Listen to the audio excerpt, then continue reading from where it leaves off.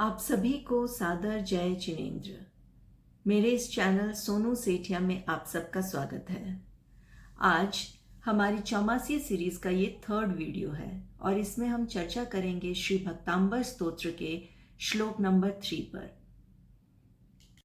तीसरा श्लोक है, बुद्ध्या विनापि विबुधार्चित पादपीठ स्तोतुं समुद्यतमतिर्विगतत्रपोऽहं बालं विहाय जलसंस्थितमिन्दुबिम्ब मान्यः क इच्छति जनः सहसा ग्रहीतुम्।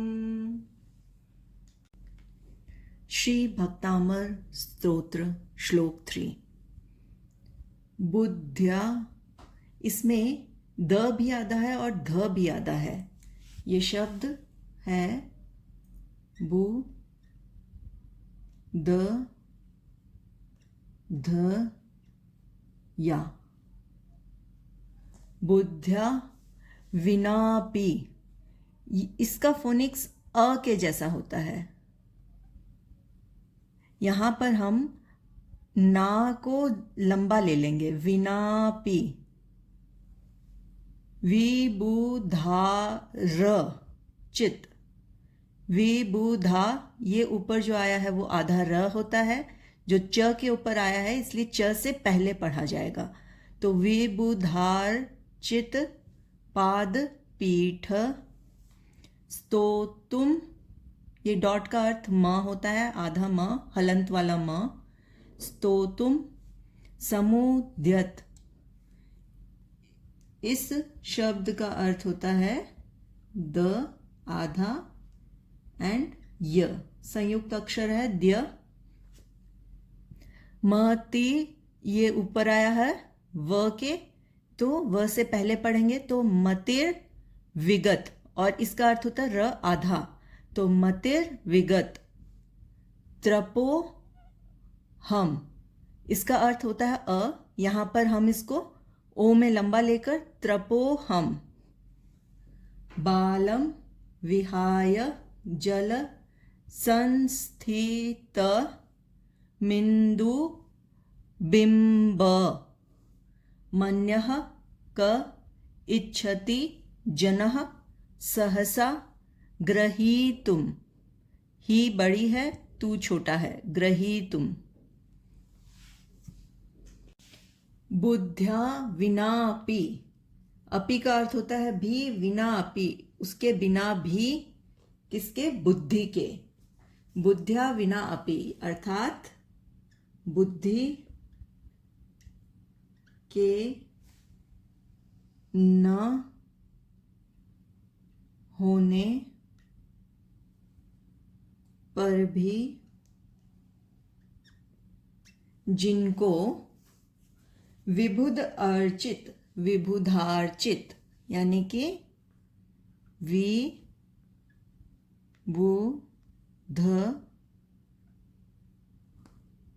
प्लस अर्चित, विबुध मतलब देवों के द्वारा,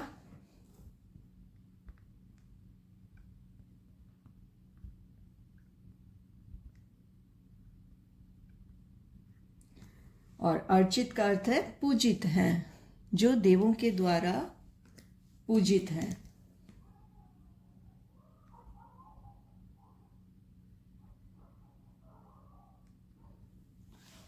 पाद पीठ अर्थात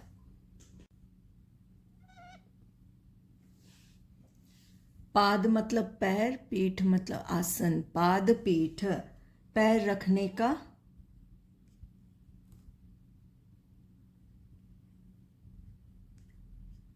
आसन।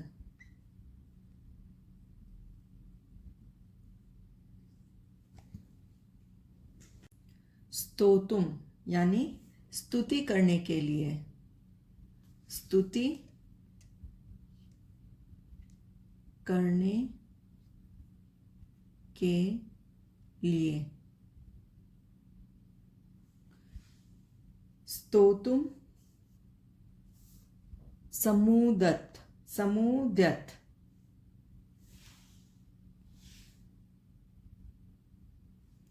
समुद्यत का अर्थ है तत्पर हुआ है, तत्पर, आतुर हुए हैं, तत्पर हुए हैं। मतिर, मति का मीनिंग होता है बुद्धि, मति मतलब बुद्धि। विगत मतलब बुद्धि के रहित होते हुए भी, रहित यानी कि उसके बिना, रहित होने को सूचित किया जा रहा है, यानी रहित बुद्धि के बिना है ऐसा बताया जा रहा है। त्रपो अहम, त्रपः, त्रपः मतलब लज्जा से,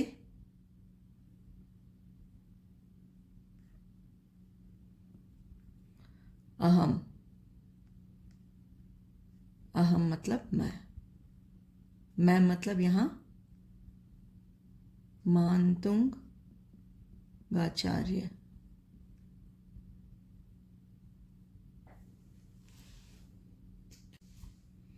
बालम मतलब बालक को,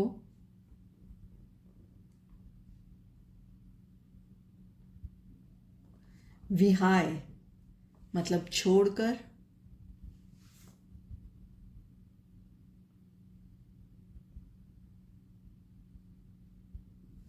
जल संस्थितम, जल संस्थितम, जल संस्थितम, इसका अर्थ होता है जल में पड़े हुए।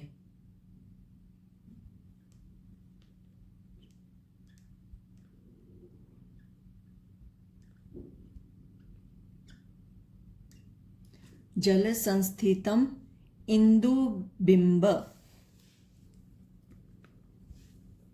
ये वर्ड हो गया इंदु बिंब,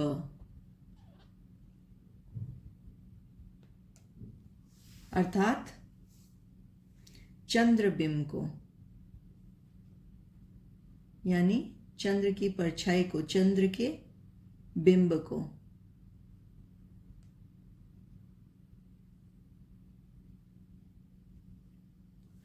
बालम विहाय जल संस्थित, जल में पड़े हुए, जन संस्थितम इंदु बिंब यानी कि चंद्र के बिंब को, यानी चंद्र की परछाई को, उसके इमेज जो फॉर्म होती है उसको। मन्यः, बिंबम, जब हमने यहां पे बिंबम कर दिया तो ये शब्द हो गया अन्यः। अन्यः मतलब अन्य,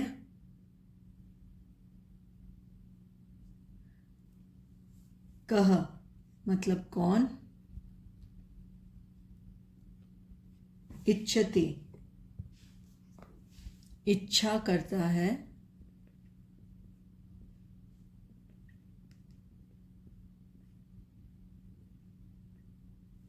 जनः मनुष्य,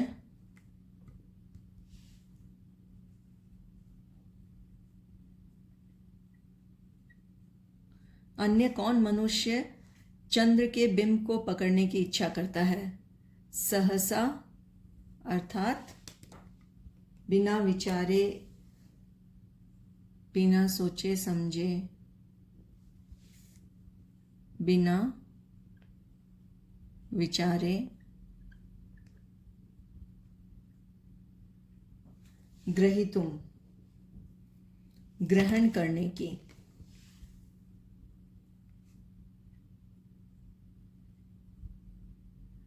पकड़ने की, ग्रहण करने की।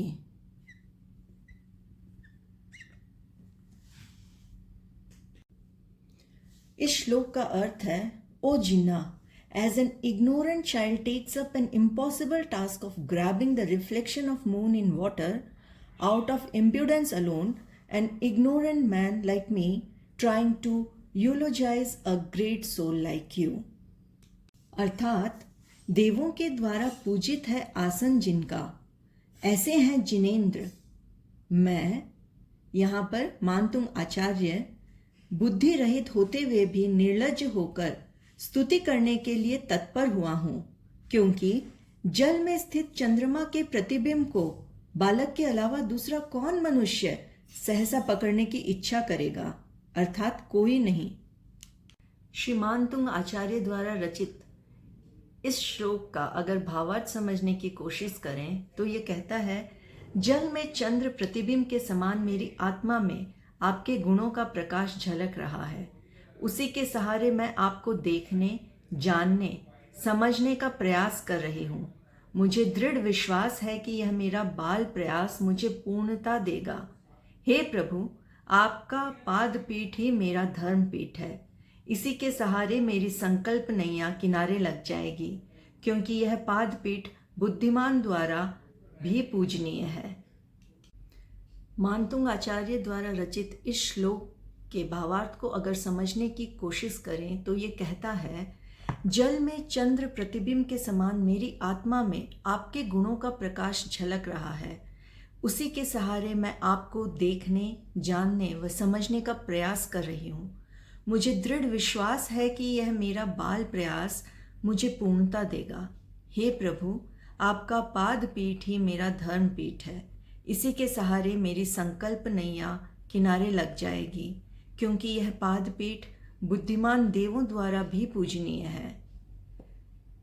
आज के लिए यहीं विराम देते हैं। आप सभी को सादर जय जिनेंद्र।